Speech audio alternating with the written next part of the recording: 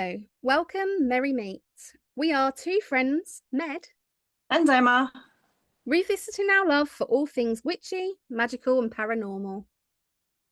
This podcast is us feeling our way through exploring all the possibilities, and we'd like to invite you along for the journey. Hey, witchy wanderers, and your blessings to you. Welcome to December's episode of Which Way Next. Today, we're stepping into the quiet magic of midwinter and following the light as we explore Yule, what it is, where it comes from, and the folklore that still echoes through the darkest nights of the year. Yule isn't just a date on the wheel, it's a feeling, a pause, a breath in the dark, and a reminder that even when things feel still or heavy, something is already beginning again. But before we dive into all things cold and frosty, how are you, Emma?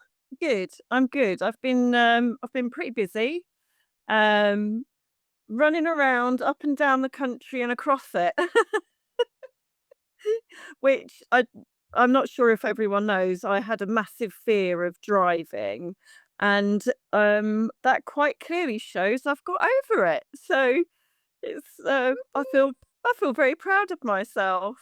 You should be proud of yourself. Yeah, I've travelled hundreds of miles and without incident and without feeling particularly anxious.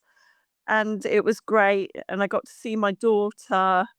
And I mean, I had to take her somewhere to have surgery, but it was great spending time with her and, having a bit of a time away, really.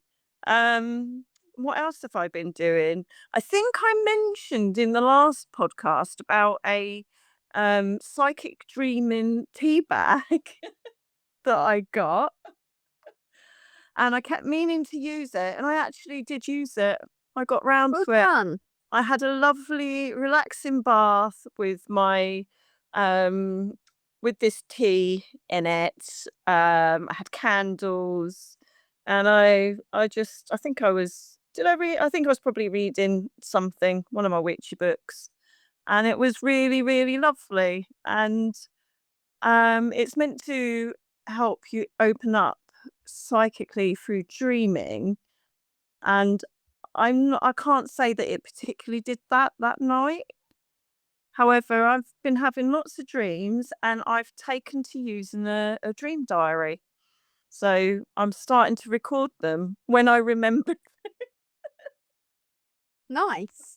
It's like you're supposed to write them down as soon as you wake up, but you can guarantee something disturbs me in between, like one of the cats or the dogs want something, and then by the time you've dealt with that, you've forgotten half your dream. And yeah, but it's interesting. I've always had an interest in dreams, and I think we covered dreams in was it a second episode? So if you want to listen to our episode about dreams, I think it's episode 3. It's definitely worth a listen, and we have a special guest on that one.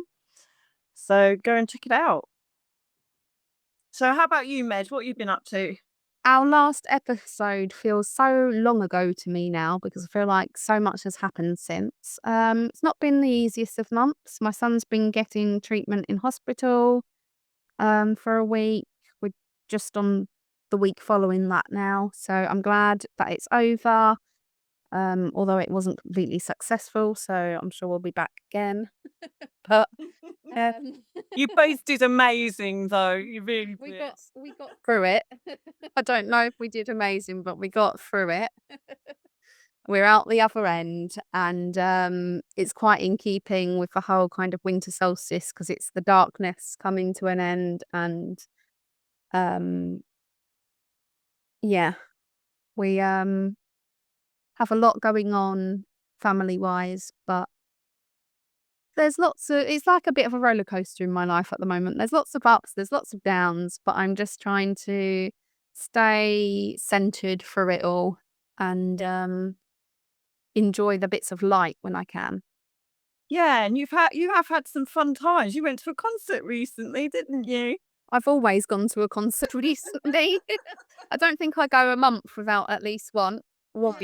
It's your favourite treat, isn't it, for getting through the difficult things? I wouldn't even call it a treat. I would call it essential mental health maintenance. Yeah. Music is what feeds my soul. It always has been. If you've listened to my other podcast, my solo one, Moon My Musings, I talk quite a lot about it. But yeah, this one was really special to me. I'm not going to say much about it because I'll get emotional again. Whenever I talk about it, I get emotional. But I'd wanted to see Boys to Men since I was about 10 years old. And it was my aunt that introduced me to them. And we had a rocky relationship as I grew up. And she sadly died a few years ago. So it was very emotional for me for that reason, for the reason of what their music's got me through the years. And it was kind of like a big tick on my list, off of my list of people that I would love to see and have kind of been some of my musical idols over the way. And also I saw Toni Braxton live, and I did love a few of her songs, but I forgot how many I loved and how many there were, and I hadn't listened to them for years, and she is amazing also. So yeah, that was a big bonus. Well, I that's didn't lovely. realise how much of a diva she is, by the way. Yeah. So is this part of your list of 40 things to do before you're 40? See Boys to Men was definitely on one of my lifelong lists. Yes, it was Yeah. kind of up there with seeing Celine Dion, who I've been lucky enough to see 3 times now. But she was, if I was gonna choose one concert in my lifetime, if I could only go to one, it would have been her. And I'd say they're in the top 5, maybe even the second. So yeah. And they didn't disappoint. They're absolutely amazing live. So Oh yeah, that was awesome. very different taste in music, don't we? We do. See, that's all stuff I that kind enjoy of all passes kinds of by. music. Yeah. I wouldn't say I have a specific taste in music. I have some music I prefer, but I could go to any concert, whether I knew them or I didn't know them, or they were my usual sound, and I would still enjoy it. Yeah. Yeah, most of mine is kind of rock, indie kind of things that I listen to. Lots of 60s and 70s music. So although I know that you enjoy a lot of that as well. I enjoy all music, anything Yeah. musical, and I'm happy. So Yeah. yeah. But that We was went beautiful. And also I've been doing, like I said last month, little bits of my house, little corners here and there. Things are coming together in that respect in certain areas. In other areas, not so much. But I'll get there.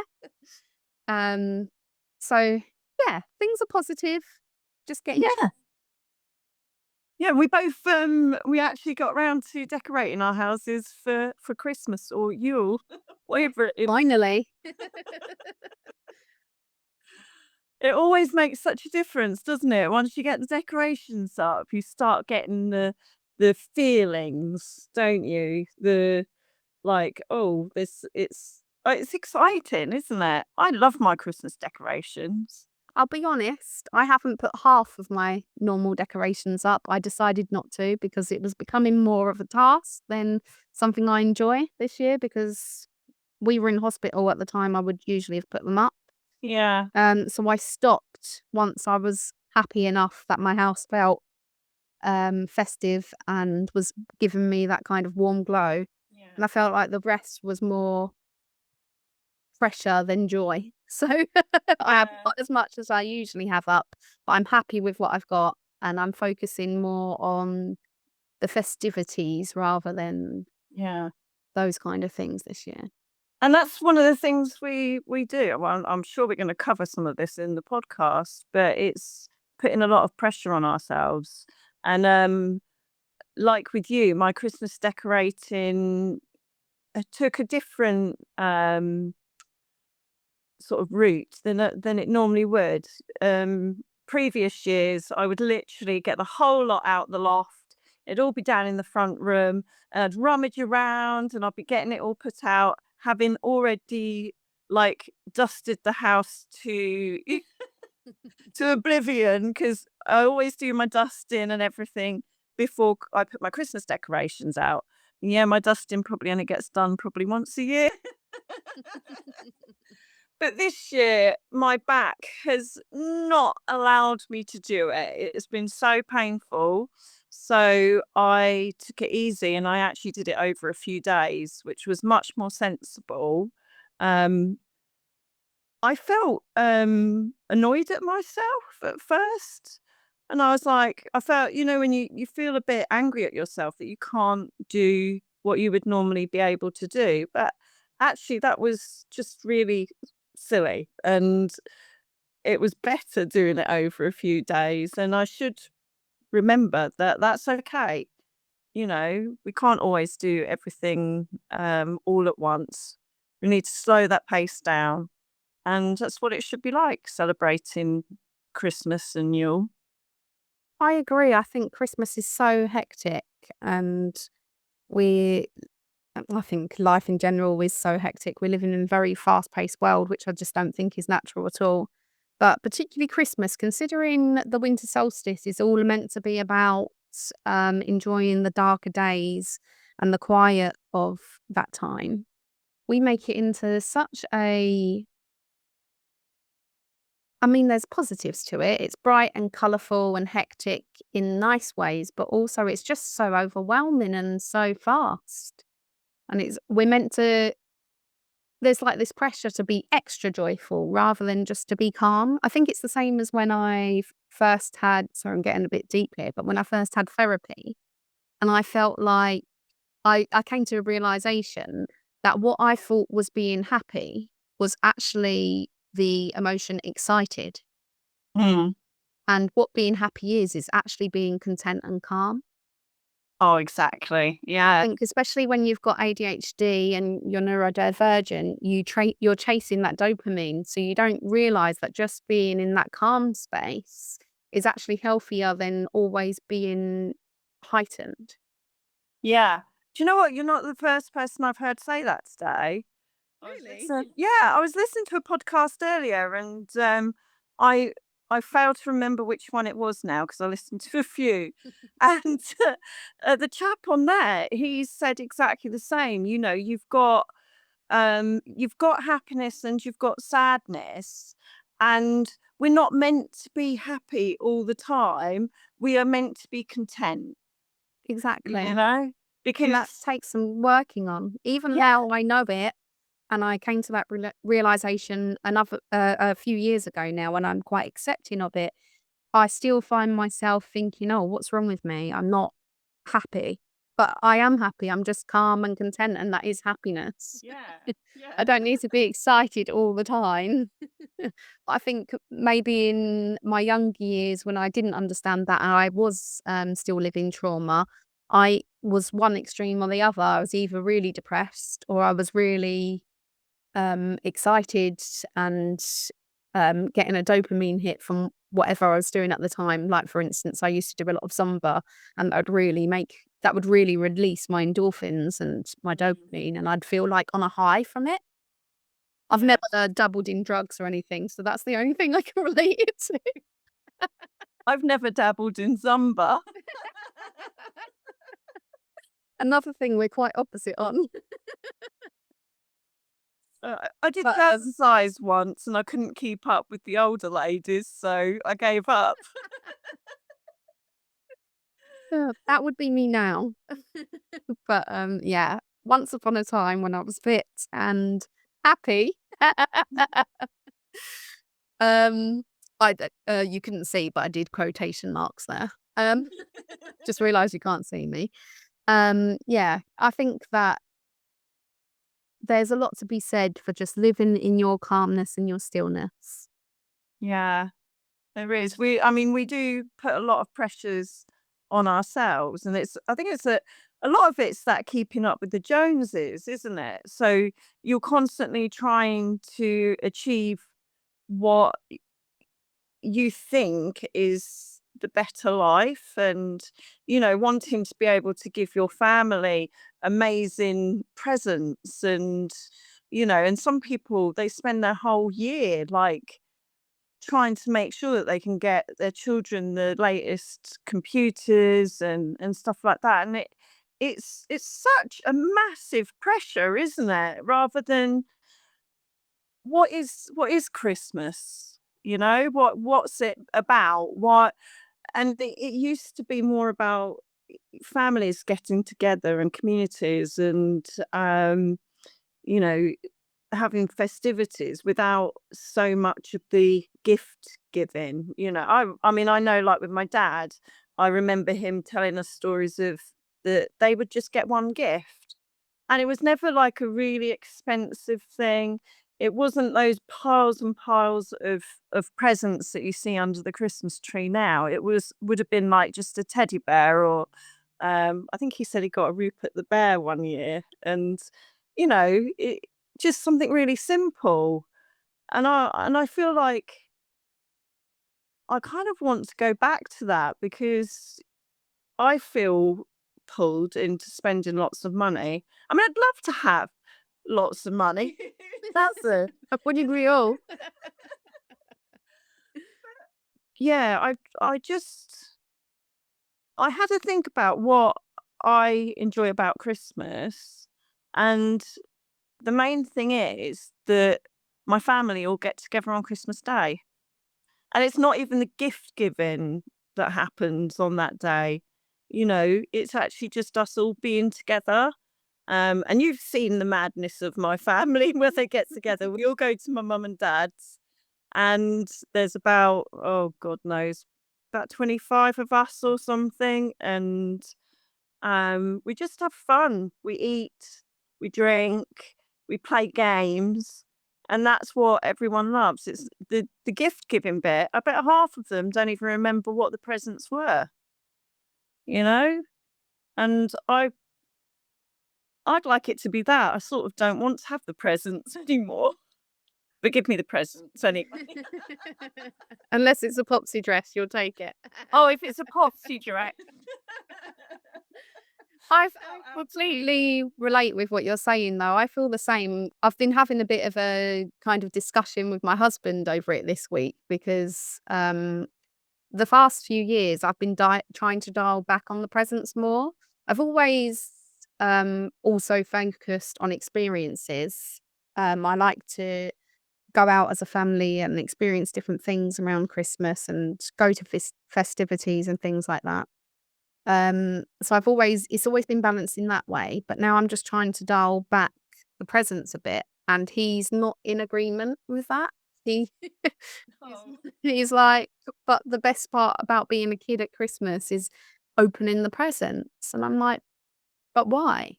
I Yeah. don't. Yeah, they still get to open some presents, but I don't think we need to go crazy and spend loads and loads of money and have loads and loads of presents. Like, half of the stuff my son gets, particularly as somebody who is autistic and he's not been into toys since he was about 2. So even then, Yeah. he weren't playing them with them in the way you're meant to play with them anyway. But yeah, he just forgets about the things. He enjoys opening it. Oh, that's a surprise. Puts it to the side. I found some stuff when I was sorting out the living room the other day behind the sofa that was still in the box from last Christmas. Wow. And I was like, what's the point in that? Yeah. So I just don't agree that, because I've been dialing it back, and it's getting less and less each year. I think he thinks that I just don't care about getting them presents. And I'm like, no, I do. I just don't want to get them things just for the sake of them having something for Christmas. Yeah. And you do get into that. And I mean, particularly when you've got more than one child, you buy stuff for one child and you're like, oh, their pile looks bigger than the others. So then you feel like, you've got to make it even. And it Yeah. just, yeah, it's all become a bit of a ridiculousness. I mean, I I mean, I love having my traditions at Christmas, and they're family traditions. I don't know if any other families do it or not, but Christmas morning was always done in a certain way. Mum and dad would basically, well, mum rather, would go and make breakfast for everyone and make it really lovely downstairs for when everyone came down. So it was all Christmassy. And that's what I do for my family now. And that's The you children getting up for her to be able to do that before you got up. well, so so the trick was we got a stocking in our room and it would have things in there that would keep us amused. So if we woke up at 6 o'clock in the morning wanting to go and open presents, we would have a stocking that was full of things like, some chocolate coins, a magazine or a puzzle book or something like that, and a toy. So you're kept amused, and mum would go downstairs and set up all the downstairs, and we weren't allowed to go down until my dad was dressed, and he pays That's so forever. organised. That would never work on my kids. They're like, cool, I've opened the stocking. Down I go. Come on, get up. Yeah, I'm sure we used to do all that, and be like, hurry up, I want to open my I present. love the organisation. Open until we'd eaten our breakfast. Nice. I love that. Yeah, And so let me it's all. forget breakfast. No, oh, you need to be around our house. It's lovely. I get up, I make everyone a breakfast that they want as well. So they all get a choice. And My kids hardly ever want breakfast when it's not Christmas. mine will, just because it's tradition. I think it's that autistic thing where Yeah, they know how Christmas is, so it's yeah, bad. Yeah. that it's got to happen, otherwise it wouldn't be Christmas. Yeah. So, and it's that. So we do that. We have our Christmas breakfast, we open our presents, and then we pile over to my mum and dad's house.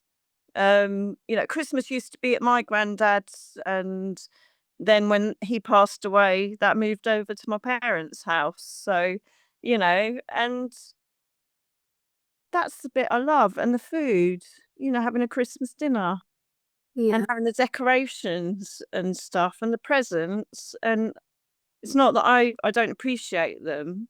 I used to really struggle uh, with gifts. Probably still do. Like, I remember as a child being given Christmas gifts and not really. I think the autism made it really hard for me to be grateful or look grateful for things. And I'd get upset if someone bought something, and I'd be like, "Why did you buy that for me? What made you think that I would like that?" Have you even met me? Yeah, and so I would find it would be filled with disappointment for me, and I hated that. Um, yeah, I don't know.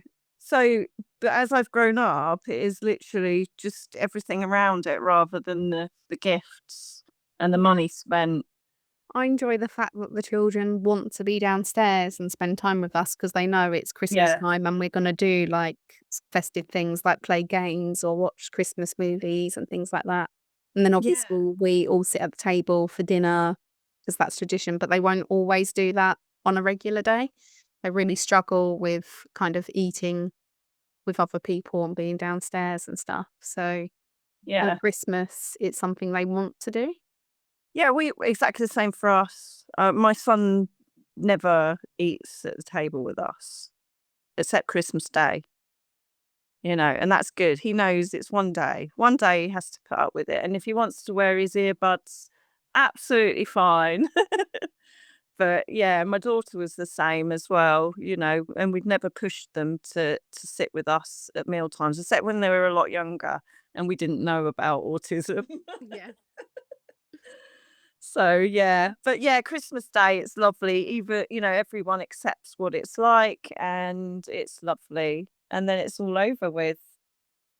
Except Yeah, I actually, know. It's such a big build up and then it's yeah, suddenly just like gone, which yeah, is funny because traditionally Yule, which we'll be getting into now, um, it's over several days. It's not one day. yeah, yeah. I do like to keep my decorations up though. Oh, I do. I don't like Yeah. that. Oh, So well, the that's it. One day finished. I yeah. just think it's really silly. Yeah, I've spent a lot of time collecting those and putting them up and stuff. They stay up till about the 6th of January. I take them down. So it goes over my birthday. Oh, nice. I take Yeah. mine down. I aim to take mine down around the 1st of December, but it's not always the way. Depends Around on- the what of December? Oh, not December, the 1st of January. Didn't even have them up on the 1st of December this year. No, exactly. Anyway, I think we've rambled a lot. We have, as we tend to do. So let's get into what this episode is actually about. So, Yule is a midwinter festival that celebrates the return of light after the darkest night of the year. It comes from ancient Northern European traditions, Norse, Germanic, and Anglo Saxon, so long before calendars or Christmas traditions existed. At its heart, Yule honours one simple truth: even in the deepest darkness, the light always returns.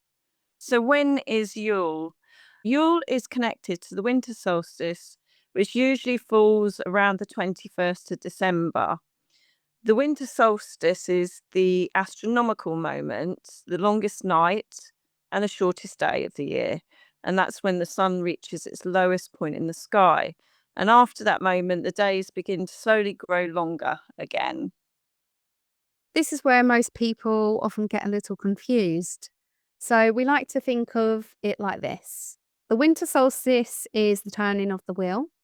It's the exact moment when the shift happens. Yule is how we honour that turning. Yule begins at the solstice and often extends beyond it, traditionally over several days, sometimes even 12 nights, with fire, feasting, storytelling, rest, and ritual. So while the terms are often used interchangeably today, they're not quite the same thing. The solstice is the moment, and Yule is the celebration that wraps around it. For our ancestors living close to the land, winter was dangerous. Food was scarce and the cold was harsh, so survival wasn't guaranteed. So the solstice wasn't just symbolic, it was hope made visible. Knowing the sun would return meant that life could continue. And this is why Yule traditions centre around fire and candles, evergreen plants, gathering together and protecting the home. Evergreens became powerful symbols because they stayed alive through winter. Bringing pine, fir, holly, and ivy indoors was believed to protect the household and invite life to remain. This practice eventually evolved into what we now know as a Christmas tree. Originally decorated with fruit, candles, and handmade ornaments long before fairy lights and baubles. Even today, a lit tree in a dark room carries the same message it always has: life endures. Yule is rich in folklore.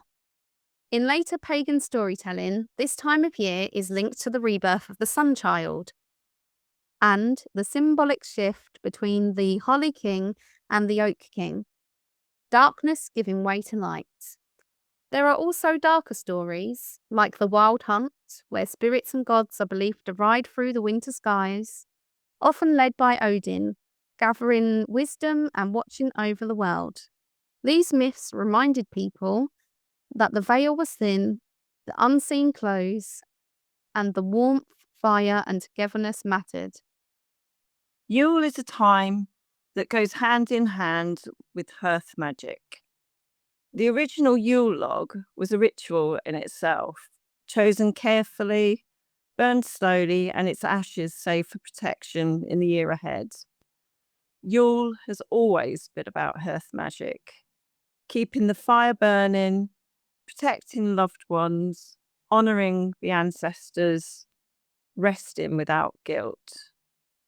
Lighting a candle today is also part of that same story. In modern witchcraft and spiritual practice, Yule invites us to slow down, honour rest, release what no longer serves us, welcome the light gently, set intentions without pressure. Yule reminds us that growth doesn't have to be dramatic. Sometimes it's quiet, sometimes it begins in the dark.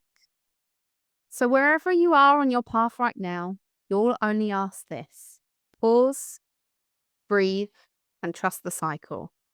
The light is returning, slowly, gently, just enough to guide the next step. The winter solstice is something that's celebrated all around the world. For example, in China, they celebrate with a festival called, now I don't know if I'm saying this right, Dongqi, which means the arrival of winter. This is celebrated from the 21st to the 23rd of December, when families get together to celebrate the passing of the year. In Scandinavia, they celebrate St. Lucia's Day. From the 21st to the 22nd of December, fires are lit to ward off spirits during the longest nights of winter.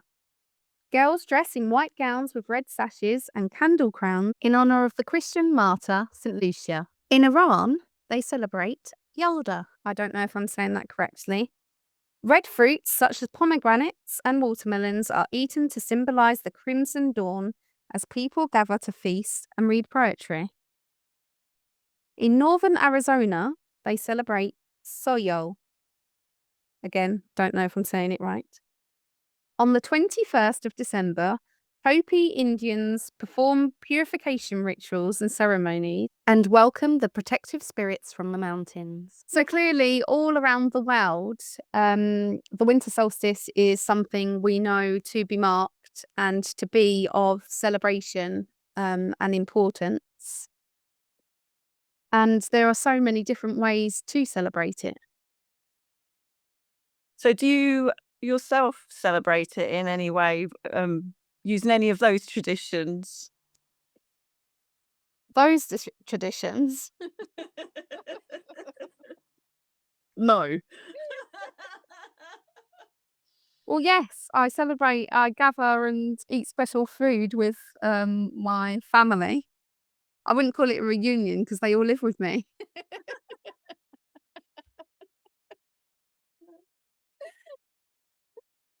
What about you? Do you put on your white gown and your red sash? Your candle crown? I really love the idea of that outfit, by the way.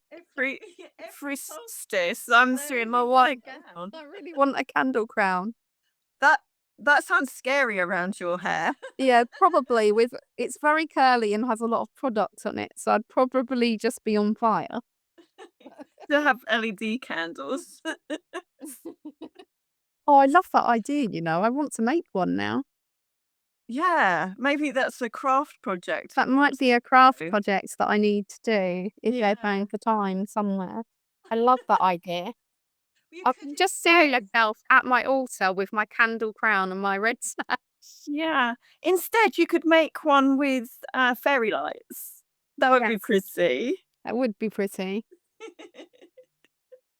Do you ever have a Yule log? And I mean, I love the history about it, about the fact that they would literally cut this huge log, like really long log, and they'd bring it into their homes, and they would just burn it from one end. And that was meant to take them through the sort of Christmas or the Yule period. And I mean, now we just have like a chocolate. Yeah, I was about to say I do have a Yule log, but it is of chocolate form. Yeah. And I do have a lovely fireplace, which I've had to just replace. And thank God I finally got it replaced because it was freezing downstairs. But anyway, I digress. But it's of the electrical kind and it doesn't use real logs. I'd love to have a real log fireplace and to bring in the tradition of a Yule log. That would be amazing. Me too, but I don't fancy having it. It sounds like a trip hazard to me because they literally would have this really long log sticking out across the room. I'd definitely be tripping over it with my glass of mulled wine. Mulled wine is definitely a tradition of mine around Christmas, as is Bailey's. However, I'm not drinking alcohol now, so I need to get some non-alcoholic versions. Yeah.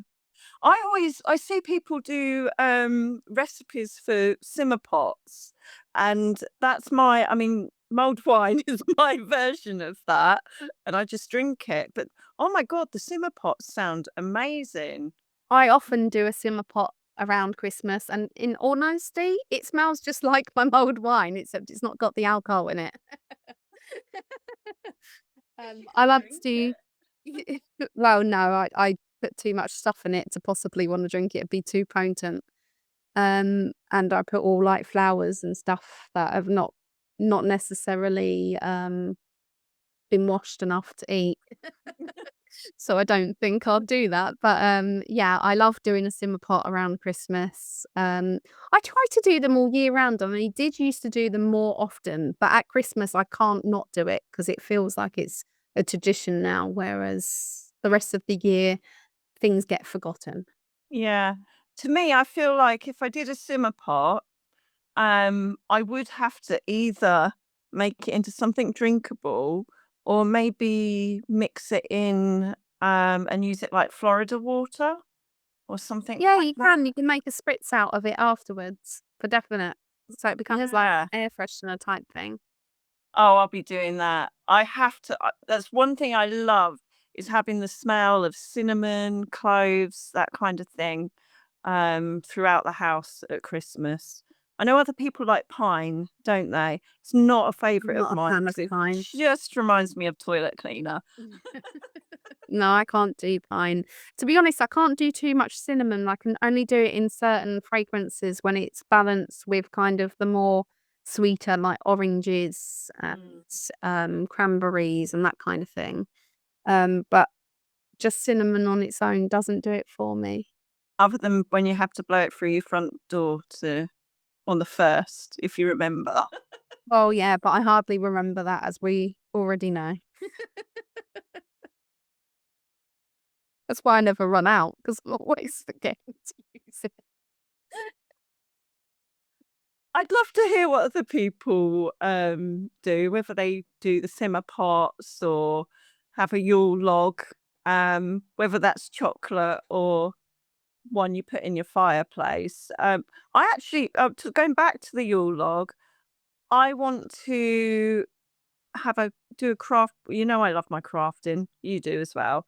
I really want to craft a Yule log. So find a small log, maybe over in the woodland, that's just behind me, and bring it in and decorate it. And I know some people put candles in theirs, so maybe I'll do that. I don't know, but I think I'm going to say watch this space. I'm probably going to be posting a picture up on our social media. Oh, now you've said that, you've got to do it. I have. Holding yourself accountable, I like it. This is the thing. If I say something on our podcast, I have to do it. And I yeah. feel like you could really get witchy with it and like put in your runes and things as well, or sigils. Oh, I definitely want to get some sigils on there. I might either. Oh, I do pyrography. So that's yeah. So that's wood burning. So I could actually wood burn some sigils onto it, or just carve them into the candles. Maybe Yeah. I don't know. I don't know if I want to burn it fully though. I do know that some people actually burn their Yule log. While talking about traditions and customs for the winter solstice, I came across something I hadn't actually heard of while researching in one of my books. It's called The Witch's Yearbook by Claire Gogarty. I think I've said that right. And it's the tradition of warsailing. So it says, in the UK, the custom of warsailing the oldest apple tree in the orchard on the 12th night is making a comeback. Increasing numbers of people are gathering in orchards where they drink mulled wine from a wassail bowl and sing traditional songs. Honestly, this is sounding amazing to me, and I want to start doing it.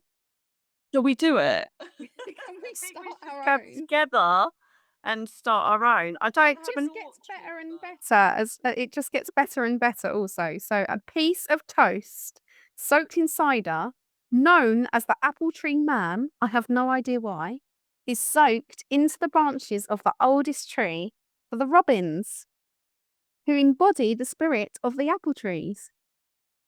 This is to ward off evil spirits and ask the trees to produce a fine harvest of apples for the next year. The last apple is wow. often left on the tree at harvest time for the apple tree man to ensure a good crop. I love it. Oh, wow. that. Yeah, and if we don't do it in real life, we can always do it in a VR game, medieval good dinner Could thing. you really do that? And that's probably when it was done. Yeah. And when you were researching the while sailing thing, you came up with something you say like instead of cheers. What was that?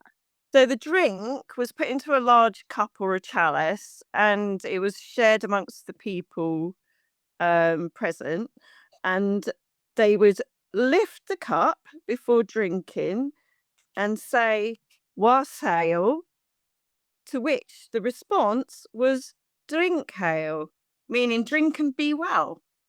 I love it. I feel like if you are looking for a new Christmas tradition, Yule tradition, whichever one you're focused on, I combine the two. Yeah. Then this is something you can do in Yeah. your own way. Obviously, you don't need to go to like an orchard to do it. You can Or a VR game orchard either. just get some apples and some cider, and you don't even need the apples because it's already made into cider. So that's even better because you can just bypass the apples, go straight to the cider, and you've got a ready-made tradition there. You just need to know the words to say, which was wassail and drink ale. And that's one tradition you can take on this winter solstice. So thank us later. It's actually there's a recipe here. Well, Awesome. it looks amazing. It says 8 cups of apple cider, 2 cups of orange juice, 2 cups of cranberry juice, 2 cups of spiced brandy. Oh my goodness. Ooh. 2 cinnamon sticks and a tablespoon of cloves, allspice, ginger, and nutmeg. It's one hefty serving. Who is that? That's how many And people that's a is that for? tablespoon of each of those spices. That sounds lovely. And you Ooh, put it in your saucepan and you simmer it on a low heat for 2 hours. 2 hours. Whoa. Yeah. Well, it make the house smell nice. It'll be Yeah, your so it's like simmer your simmer pot. pot and a drink in one. Yeah. I'm gonna try that, and it gives me a reason because when I went to that concert that we spoke of earlier, um, we went to the Slug and Lettuce bar afterwards, and for the first time, I tried a mocktail with 0% alcohol spirit in it. It was because I used to love rum. Yeah. And so it had Captain Morgan's rum in it, but it was 0%. So I could actually do that with a 0% brandy. Yeah. It sounds so good, doesn't it? Although in this book, it recommends that you have to pour a glass of it into the earth to Brilliant. encourage fertility. Oh, So not fertility about the fertility. no, I hope it doesn't mean fertility for us because I'm past that. Statistician, and then you were just like at the end, drop the F bomb. Yeah.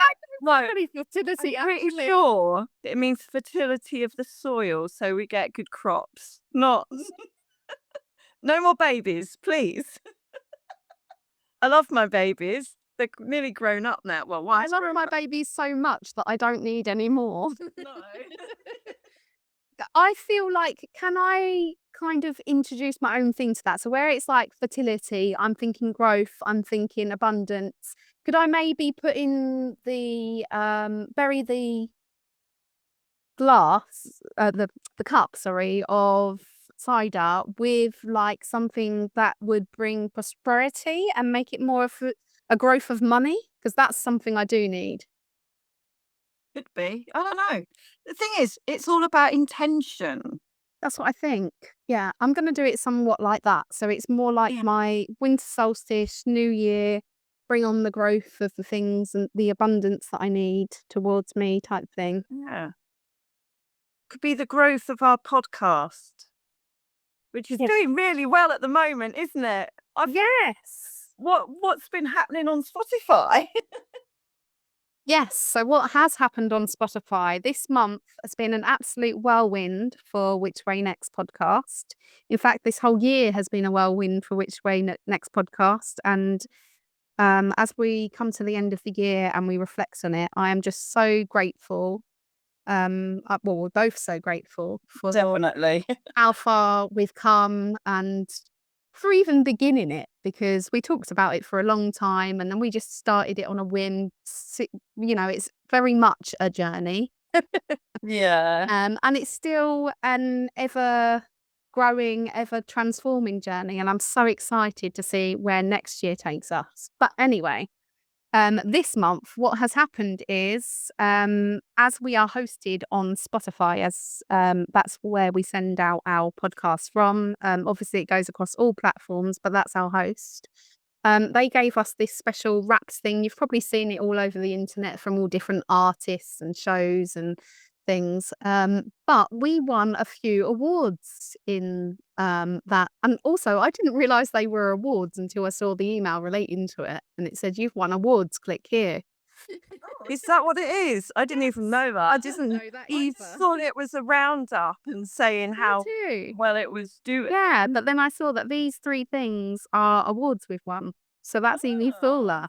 So we have won an award for a 2025 Talked About show, which means we received more comments than 94% of other shows. Ooh. Our second award is a 2025 Most Shared show. We received more shares than 90% of other shows. And the last one is a 2025 Instant Hit show. Our debut season was more popular than 87% of other new shows, which is amazing. I love it. We got back some other great stats as well from the year. So our show is the number 1 show for 21 of our fans. So 21 of the lovely people listening to us listen to our show the most out of all shows, which is amazing. Thank you for that. I just want to pause you for a moment. If you hear squealing in the background, it's Kiyoshi. He's a bit sad that Dan's gone out the house. So, yeah, apologies. Another fun statistic for you, 40% of the people who listen to our show binge 2 or more episodes in one day. We are a top 5 show for 38 of our fans and a top 10 show for 50 of our fans, which is amazing. I was thinking we probably only got like, I don't know, 10 fans or something. And I'd be absolutely pleased with that, whatever. I don't care. It's just nice that people are listening. We are listened to in 16 countries. Oh, wow. And the top 5 countries that we are listened to in are United Kingdom, United States, Canada, Australia, and Belgium. Nice. Wherever you are listening to us, thank you so much for tuning in. Whether this is your first episode, whether you've been with us from the start back in April, we are so thankful for every listener that has listened, chatted, commented, shared, appeared on our social media or our Patreon, or just any of it. we are so thankful. Appreciate all of you. It's Really just, do. yeah, it feels like a really lovely community. We have lots of you sort of contacting us through social media, and we've got our Patreon as well. And I'm really excited to see what next year brings now. Me too. It's been such a magical journey so far, and where life has been quite hard in some of the months, this has been something that felt really special and that kind of picked me up. even though the editing part of it is so stressful sometimes. Sorry.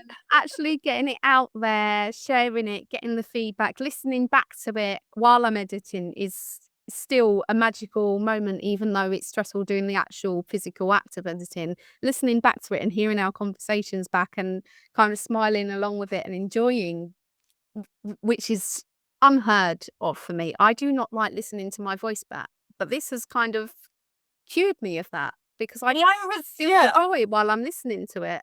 And I was gonna say the same, 'cause I hate the sound of my own voice, and I've never liked being recorded or anything like that, but I've listened to the podcast sometimes when I'm in the car, and I'm like, "Oh, they sound like nice people," and then I remember it's us. I'm like, "Actually, maybe my voice isn't that bad."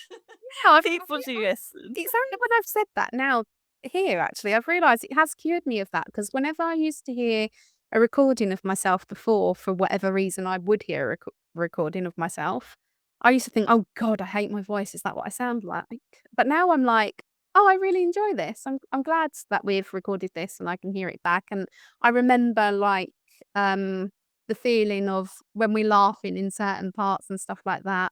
And some of the parts that I'm smiling at are parts that I have to edit out, but it's still nice to hear it back and have a good laugh and smile along with it. And it's just been such a beautiful journey so far. And I'm excited for even bigger a journey in the months/years to come. We've got lots of plans, whether they come to fruition or not. I'm just happy with how things are so far. And I think it's yeah, wonderful. But on the note of Patreon, we also have some great news there, and we'd like to do a shout out. Yes, we've had Ryan join our full moon circle, and it's amazing to have you with us. And I just want to say a big shout out to all our lovely other members of Patreon. We absolutely appreciate you all every single day. We love having you with us. Doesn't matter what tier you're in, you're just all amazing. Yes, thank you so much for joining us, Ryan. It's so lovely to have you join our patrons, and thank you to all of you for joining us in our first year of Patreon. We've yeah, we're just blown away by the support from people, and we hope to keep making it bigger and better for you. Right, are you ready for this, Emma? This is our last magical this or that of the year. Yes, I am, and I'm gonna try and be very decisive. I am not. Okay, the first one is this: candlelight magic or crackling fire? Or a crackling fire. It's because there's just something so cozy about a fire, and when I was younger, my grandparents had a farmhouse, and they had, like, a proper fire and chimney, and it's just everything about it, the smells and even the smoke and everything. Oh, yeah, love it. Crackling fire. I would 100% choose the crackling fire if it was an option for me. But realistically, I use candlelight magic all the time and I don't have a real fire. I wish I Aw. did. That's so sad, isn't it? Okay, I have my nice pretend one and I'm happy with that and it keeps me nice and warm, just not with fire. But it has the look of fire. It looks like it's a real one. That Yeah. is not the same. So yeah, I will choose candlelight just because that is what I actually have. Yeah.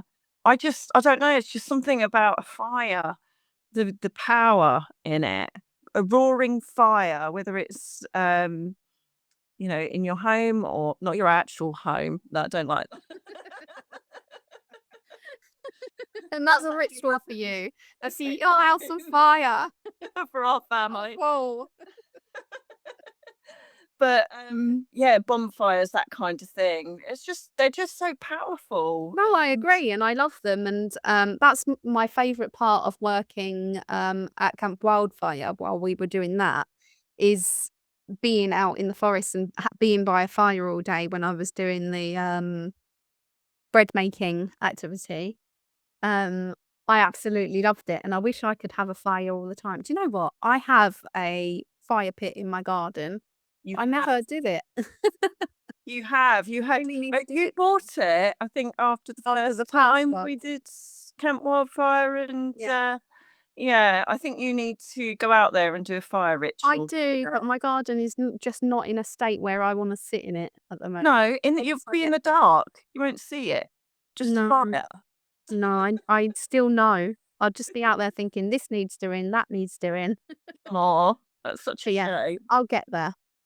Okay, moving on. Evergreen altar or seasonal simmer pot? Oh, that's just not fair, that question. You're going to be decisive, remember? So, what was the first one again? Evergreen altar.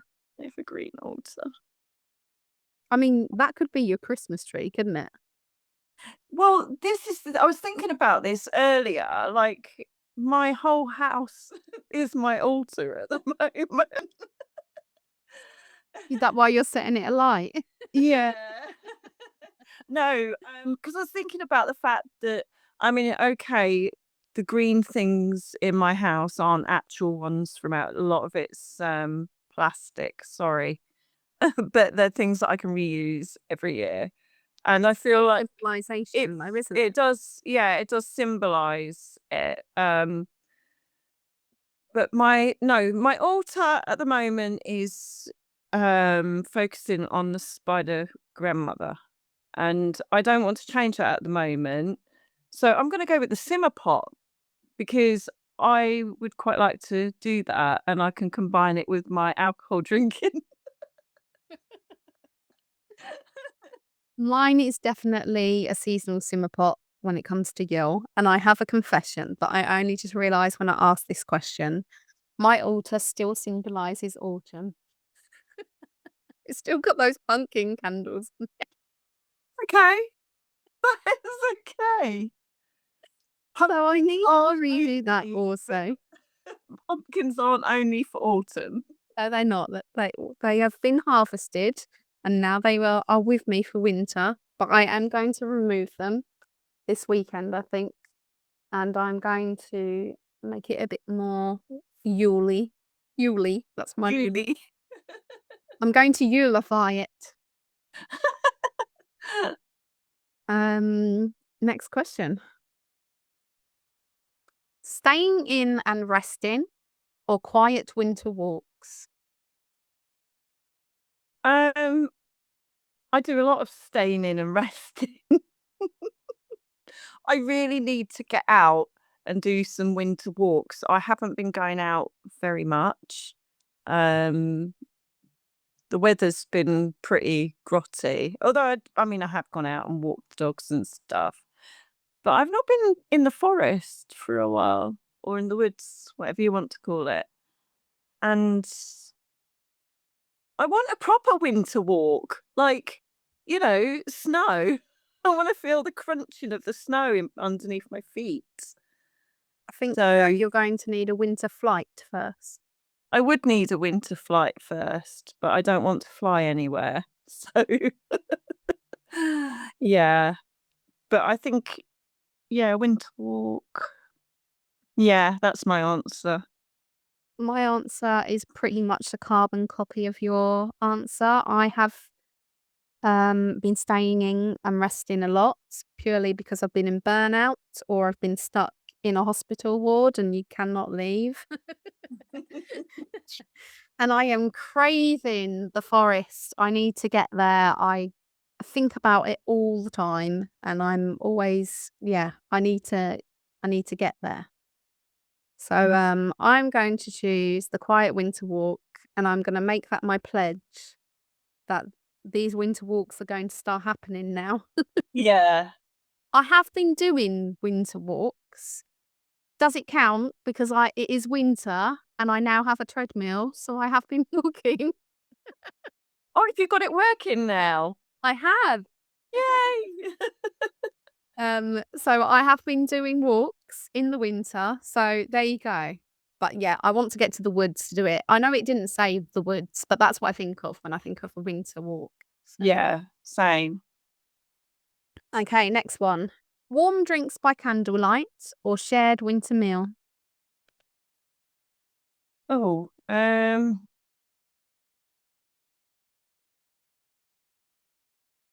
share winter meals all the time. Me and Dan have a warm winter meal every night. And what was the other one? Warm drinks by candlelight. Well, that'll cover my mulled wine, won't it? Yeah, I think I would definitely go with the warm drinks by candlelight as well. Yeah, as a bath to that and a book, that just, yeah. I think even not just mulled wine, like hot chocolates with the kids and things. I enjoy that around this season where you can just enjoy hot drinks together and it's colder in the house, so it feels like even warmer when you drink it. And yeah, I enjoy that part of winter. Evergreens or bare winter branches? Evergreens. I don't know. I'm finding that one really difficult. Their winter branches. I don't know.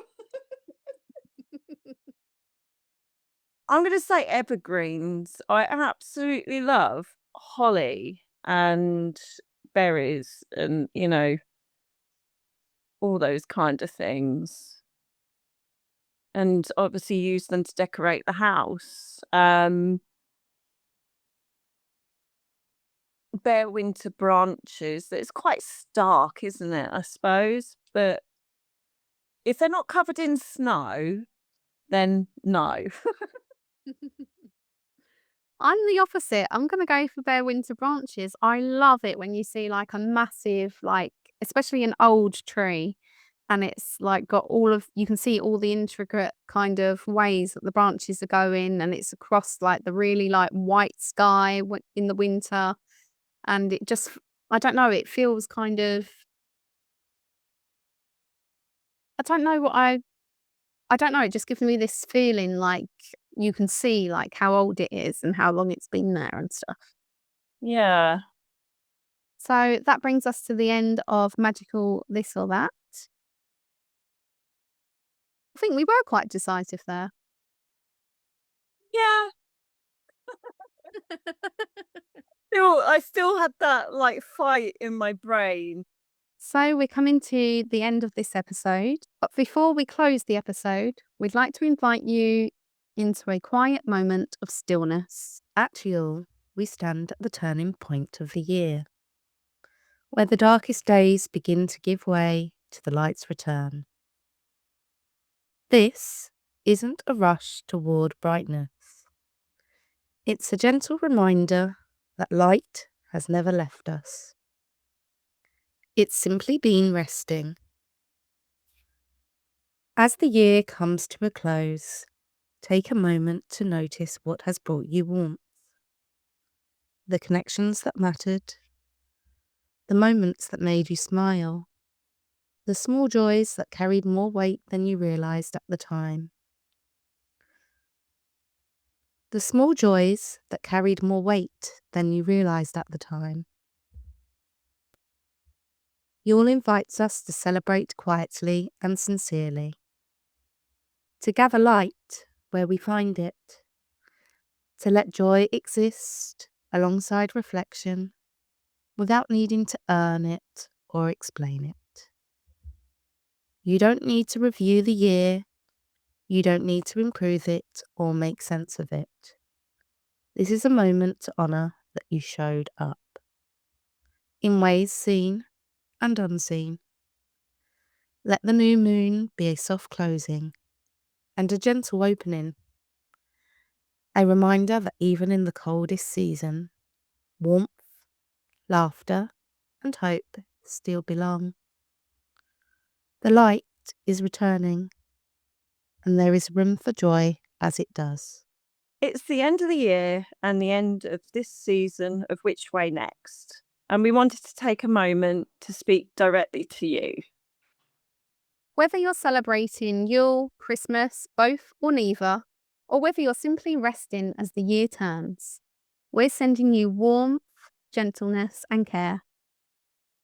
Yule reminds us that even after the longest night, the light does return, slowly, quietly, in its own time. And this season, for many, is about connection, comfort, and being held by moments that matter, however that looks for you. Thank you for walking this path with us throughout the year, for listening, reflecting, laughing with us, and being part of this shared journey. We're sending you our warmest Yule blessings and wishing you a very Merry Christmas. May the closing of this year bring rest and the opening of the next bring gentle light. See you next year. Yep, see you next year. Bye. Bye. Thank you for listening to this episode and being part of our journey. To continue the conversation, we invite you to join us on our Facebook group, Which Way Next Community. You'll be asked the questions, what are the names of the hosts? The answer is Med and Emma. You can also find us on our Facebook page, Instagram, Threads, and TikTok.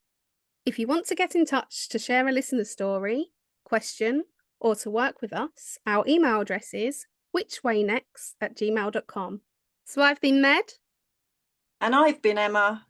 Join us next time where we ask the question, which way next?